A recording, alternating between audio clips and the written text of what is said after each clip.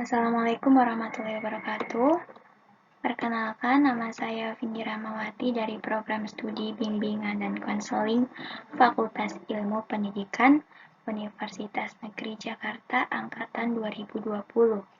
Di sini saya akan mempresentasikan mengenai topik yaitu kekerasan.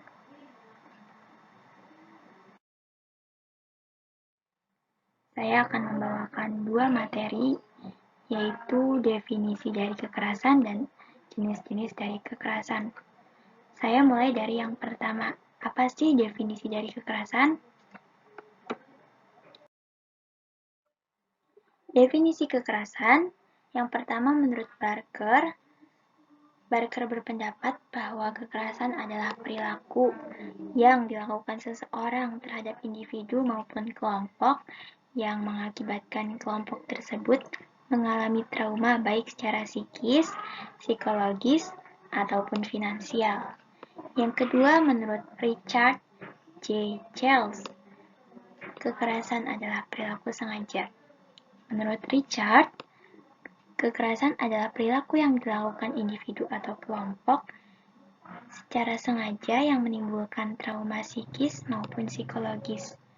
Yang ketiga, menurut Munandar, kekerasan adalah tindak yang direncanakan oleh orang berkedudukan kuat kepada seseorang atau suatu kelompok yang berkedudukan lemah sehingga menyebabkan penderitaan kepada orang atau kelompok tersebut.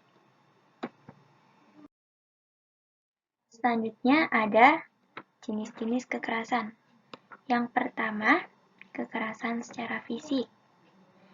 Kekerasan ini meliputi hal-hal yang menyerang fisik seseorang dan menimbulkan luka fisik atau kematian, seperti pemukulan dan penganiayaan. Biasanya dilakukan dengan atau tanpa menggunakan benda-benda tajam. Yang kedua, ada kekerasan secara psikis. Kekerasan ini meliputi hal-hal yang menyerang psikis seseorang. Kekerasan dalam bentuk ini contohnya adalah penyentakan, mengatai menggunakan kata-kata yang kasar dan kotor, mengolok-olok, mengancam, serta hal lain yang disampaikan oleh individu atau kelompok dalam bentuk verbal. Yang ketiga ada penganiayaan terhadap anak secara seksual.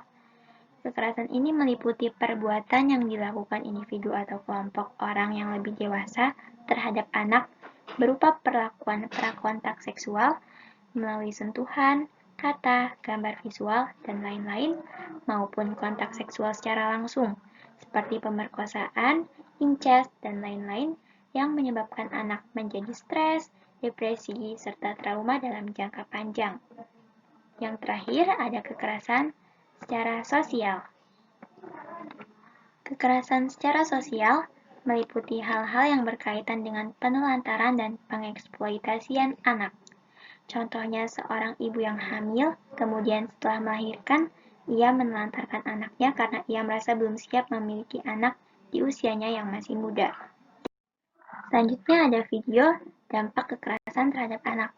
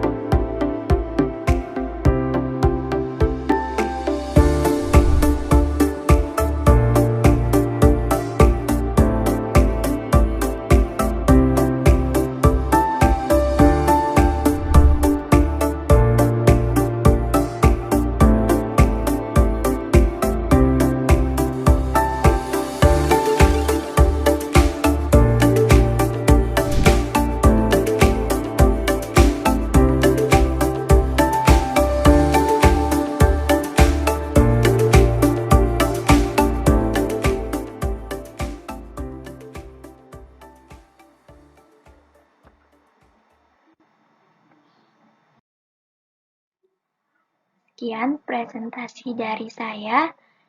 Bila ada kekurangan, mohon dimaafkan. Terima kasih. Wassalamualaikum warahmatullahi wabarakatuh.